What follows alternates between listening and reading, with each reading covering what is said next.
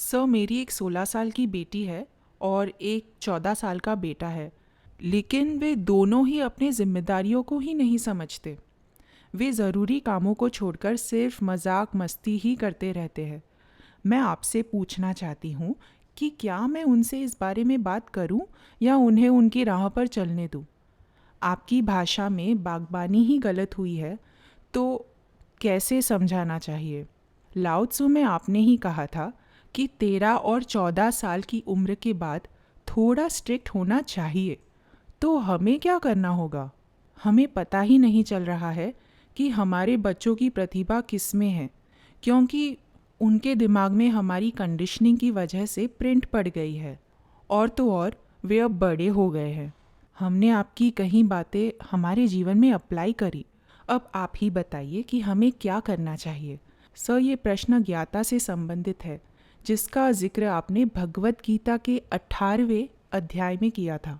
हम खुद कभी कभी कंफ्यूज्ड हो जाते हैं और समझ ही नहीं पाते कि आपको इतना सुनने के बाद भी हम खाई से बाहर नहीं आ पा रहे हैं, क्योंकि सुनने के टाइम सब मालूम पड़ता है लेकिन बाद में सब गायब हो जाता है। आपने जो प्रवृत्ति के बारे में और जीवन के युद्ध में डटे रहने के बारे में बात कही, वो मेरे भीतर तक गहराई में उतर गई है। इसी से रिलेटेड एक सवाल है। हमारा लॉजिस्टिक्स का एक बिजनेस है और मेरे मिस्टर आपको इस्कॉन से सुनते आ रहे हैं। वे पहले कहते थे कि वे ही नया काम ढूंढ के लाएंगे, लेकिन अब वो कहते हैं कि मैं संतोष में आ गया हूँ, जो सामने से आएगा वही काम करूँगा। लेकिन क्या जीवन मज़े से जीने के लिए संतोष काफ़ी है? सर, मैं हाउसवाइफ हूँ। घर का काम करने के बाद या तो मैं सो जाती हूँ या फिर मोबाइल में गेम खेलती हूँ, लेकिन मेरे भीतर से कुछ नया नहीं आ रहा है। तो क्या इसे तामसी कहना उचित है? लेकिन मुझे इस बात का कोई गिल्ट नहीं है।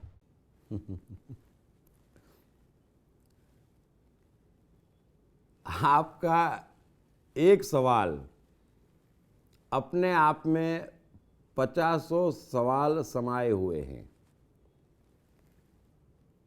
लेकिन आपका सवाल बड़ा ही क्लियर है। और एक अच्छी बात यह है कि आपने मेरे काफ़ी लेक्चर सुने हुए हैं, तो आपके लिए बातें समझना रत्ती भर मुश्किल नहीं है। शुरुआत मैं 1 बाय 1 ही करता हूँ। आपकी पहली बात है कि मेरे बच्चे जो 14 और 16 साल के हैं, वे मेरी सुनते नहीं और दिन भर मजाक मस्ती करते रहते हैं। वैसे देखा जाए तो ये दोनों बातें वे ठीक ही करते हैं, है ना, क्योंकि आपकी सुन के भी ज़्यादा से ज़्यादा वे क्या बनेंगे, आपके जैसे, है ना, और उन्हें जाना उससे कहीं आगे है। यदि बहुत आगे जाने की संभावना किसी में छिपी हुई है तो वो बच्चों में ही होती है, और यदि बहुत आगे जाना है तो निश्चित ही उन्हें वो प्रेरणा अपने भीतर से लेनी पड़ेगी, क्योंकि उनके आसपास कोई ऐसा नहीं है जो बहुत आगे जा चुका हो। दूसरी बात है, वे दिन भर मजाक मस्ती करते रहते हैं, तो ये भी अच्छा गुण है ना। यदि बच्चे मजाक मस्ती नहीं करेंगे तो जीने से पहले ही मर जाएंगे। सो यह तो कोई समस्या नहीं हुई। अब दूसरी बात आप कह रहे हैं कि मैं कैसे जानूं उनमें क्या प्रतिभा है। साथ ही आप ये भी कह रहे हैं, मुझे ही कोट करते हुए, कि आपने कहा था कि एक उम्र के बाद बच्चों के साथ स्ट्रिक्ट हो जाना चाहिए। बिल्कुल हो ही जाना चाहिए और होना ही पड़ेगा, है ना। दुनिया में 2 तरीके के बच्चे हैं। एक वे हैं जो अकारण जीवन को लेकर छोटी सी उम्र से गंभीर हो जाते हैं, और ये एक ऐसा मनोरोग है, ये एक ऐसी बीमारी है कि ऐसे बच्चे जीवन में कभी कुछ भी कर ही नहीं सकते हैं। उनकी जीने की शक्ति तो बचपन में ही चली जाती, इंटेलिजेंस पैदा होने से पहले ही मर जाती, उनका जीवन तो कष्ट में निकलना तय हो जाता। दूसरे तरीके के बच्चे वे होते हैं जो जीवन को लेकर रत्ती भर गंभीर नहीं रहते हैं, उनमें संभावना रहती है, वे आगे बढ़ सकते हैं, वे कुछ बड़ा कर सकते हैं। इस बात के फर्क को हर एक को समझ लेना चाहिए। जीवन में गंभीरता एक रोग है और जो जितनी गंभीरता से लेता है उतनी ही मात खाता है। अब आपके बच्चे कम से कम गंभीर नहीं है तो उनमें संभावना है। अब सवाल यह है कि बच्चों में बचपना कितने वर्ष तक रह सकता है और रहना चाहिए। तो 18 वर्ष एक उम्र है, कम से कम तब तक बच्चे को बहुत ज़्यादा फिक्र नहीं करनी चाहिए, गंभीर नहीं रहना चाहिए। और मैं कहता हूं कि 18 वर्ष के बाद बच्चों के साथ स्ट्रिक्ट हो जाना चाहिए। तो इस स्ट्रिक्टनेस का मतलब यह कतई नहीं है कि उसे वो करना चाहिए जो आप कह रहे हैं। मेरी इस स्ट्रिक्टनेस का मतलब इतना ही है कि बच्चे को अपने पैरों पर खड़ा होना चाहिए, उसे जो करना है करे, है ना, लेकिन कम से कम अपने खर्चे खुद उठाए, ऐसा कोई काम करे। बस इतना हो गया अगर स्ट्रिक्टली, तो बच्चा स्वयं अपनी प्रतिभा भी पहचान लेगा, जीवन की राह भी पकड़ लेगा और फिर जीवन ही उसका गुरु हो जाएगा। वो उसे सब कुछ सिखा देगा ऊपर नीचे करते हुए। उस बच्चे की फिर फिक्र करने की किसी को कोई आवश्यकता नहीं है। हाँ, यदि कोई बच्चा डॉक्टर इंजीनियर बनना चाहता है और बन सकता है और बनने ही वाला हो, तब ठीक है। 18 वर्ष के बाद भी आपको उसकी पढ़ाई में पैसा लगाना पड़ेगा, लेकिन उस पैसे को भी उसे लोन मान कर दे और नौकरी मिलते ही या व्यवसाय करते ही वापस वसूल ले। बस ये जीवन जीने का तरीका है, ये बच्चों को बड़ा करने का और जवाबदार करने का तरीका है। बच्चों को सिर्फ जवाबदार करना है, डिक्टेट नहीं करना है, और गंभीर किसी कीमत पे नहीं करना है। बस गंभीर किसी कीमत पे नहीं करना है। अरे अंतिम सांस तक मनुष्य को रत्ती भर गंभीर होने की आवश्यकता नहीं है। जीवन एक खेल है, जीवन एक उत्सव है, जीवन एक अवसर है। जवाबदार हो जाओ, जिम्मेदार हो जाओ, अपने कर्तव्य निभाओ, अपना जीवन अपनी मेहनत के भरोसे बिताओ और कुछ सीखने लायक नहीं है। बाकी जीवन सब कुछ अपने आप कर लेता है। इसके आगे आप कह रहे हैं कि आप प्रवृत्ति, निवृत्ति और ये काफी कुछ समझ चुके हैं। जब आप सुनते हैं तो कुछ समय के लिए इन चीजों में स्थिर हो जाते हैं और कुछ समय के बाद वापस अपनी पुरानी दुनिया में चले जाते हैं। तो इसका भी एक कारण है। यदि आपने कोई बात बड़े ध्यान से, पूरे कंसंट्रेशन से, डूब के, विश्वास से, प्रेम से मेरी सुनी, तो उस बाबत के सारे वाइब्रेशन हमेशा के लिए उसी क्षण कट जाएंगे।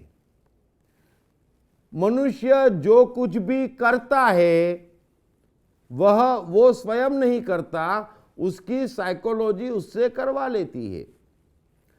और मेरा काम है उसकी जो बिगड़ी हुई साइकोलॉजी है उसको किसी तरह से ठीक कर दूं, और जिस मात्रा में वो ठीक होती है उस मात्रा में आपका बिहेवियर चेंज हो जाता है। और यही एकमात्र तरीका है मनुष्य के प्रगति करने का और सुधरने का। और मैं अपनी तरफ से पूरी कोशिश करता हूं, चेंज भी कर देता हूं, लेकिन कई बार दिक्कत ये आती है कि कंडीशनिंग बड़ी पुरानी होती। फिर कई लोग जिद्दी भी होते। अब आप जिद्दी हैं तो आपकी आप जाने, आपकी कंडीशनिंग पुरानी है लेकिन आप सुधरना चाहते, तो आप कुछ मत करें, लगातार सुनते रहें। मेरे शब्द आपके मन के भीतर के जितने भी दबे हुए वाइब्रेशन हैं, जितने भी दबे हुए वाइब्रेशन हैं, जितनी भी गहरी मन की बीमारियां हैं, सबको काट के निकाल देगी। और दुनिया में किसी को और कुछ करने की जरूरत नहीं है, सिर्फ सुनता रहे, सुनता रहे, सुनता रहे, तो सब ठीक हो जाएगा। अब आते हैं आपके पति की समस्या पे। आप कह रहे हैं कि वो 2 साल से मुझे सुन रहे हैं। पहले तो लॉजिस्टिक का बिजनेस बढ़ाने हेतु बड़े उत्साही थे, और अब मुझे सुनकर संतोष में आ गए हैं और शांति से बैठ गए हैं।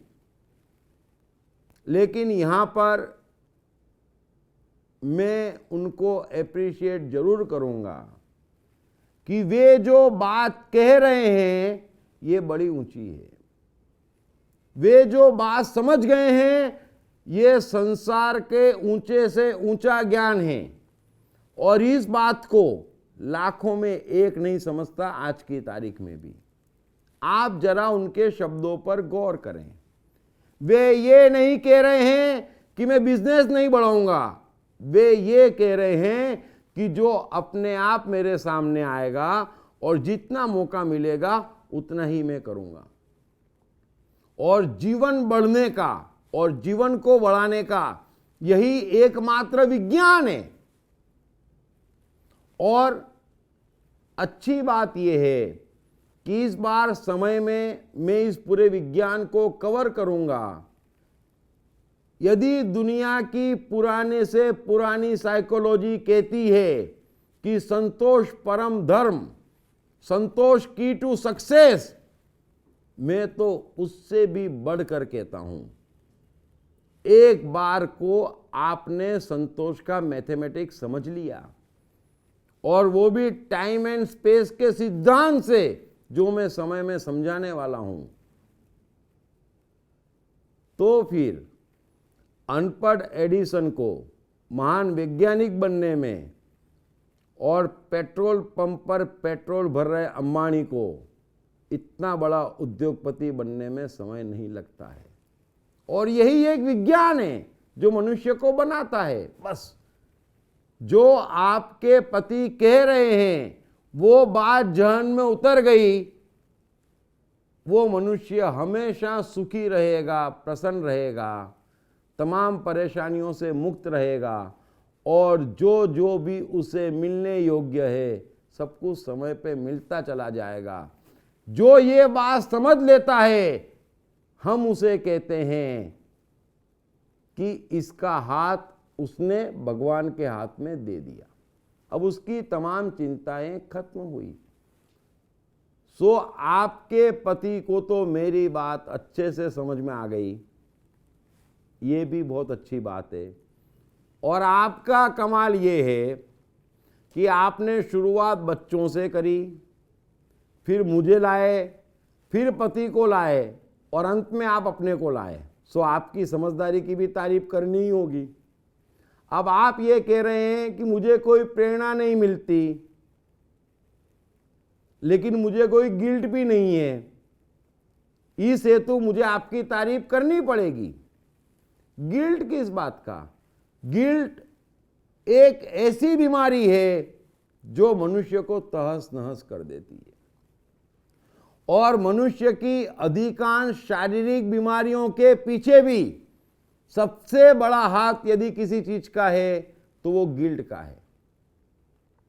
इसलिए गिल्ट तो पालना ही नहीं है ना, जो हो गया, जो कर दिया। क्या है, रिवर्स हो सकता है नहीं, तो चुप ना मेरे भाई हैं। सो गिल्ट नहीं है, ये आपने सीख लिया, बहुत अच्छी बात है।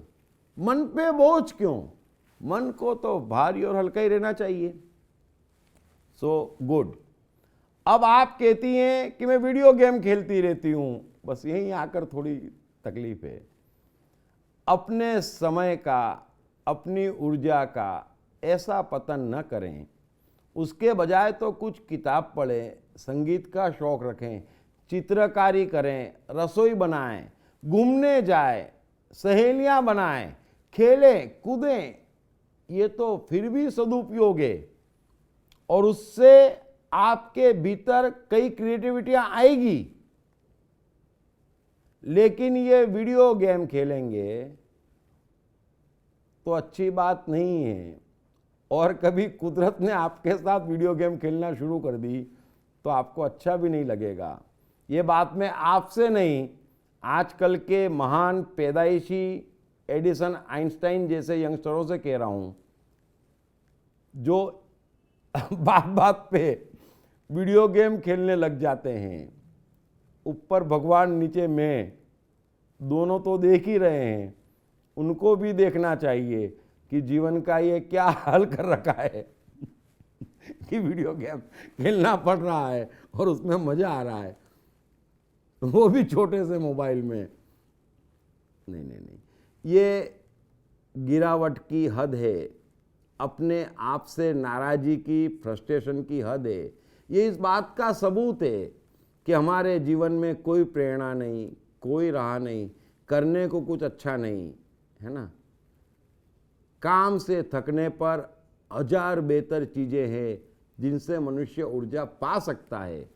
ये वीडियो गेम और ये सब चीज़ें ऊर्जा देती नहीं, ऊर्जा ले लेती है। और आज के यंगस्टरों की यही दिक्कत है। एक ज़माने में जो खेल 3-3 किलोमीटर पैदल चल के ग्राउंड पे खेलने जाया करते थे, आजकल फुटबॉल और क्रिकेट भी कंप्यूटर की स्क्रीन पे खेला जा रहा है। और फिर 22-24 साल में हार्ट अटैक आ रहे हैं, तो अच्छी बात नहीं है। और आप तो समझदार हैं, समय का बेहतर सदुपयोग करें। संगीत, चित्रकारी, घूमना, खाना बनाना, लिखना, पढ़ना, ये सब समय के बेहतर सदुपयोग हैं बजाय कि ये सब काम करने के। सो मैंने अपनी तरफ से कोशिश करी आपके पूरे सवाल का जवाब देने की। Thank you very much. Hey, I am the mind. Most notorious and complicated, but at the same time, much more powerful than the brain. Trust me, once I'm set, all set. Then, no failures, no frustrations. To unleash my magic, grab your copy of I Am the Mind by Deep Trivedi. Available in English, Hindi, Marathi and Gujarati at atmanestore.com. Also at all leading bookstores and e-commerce sites.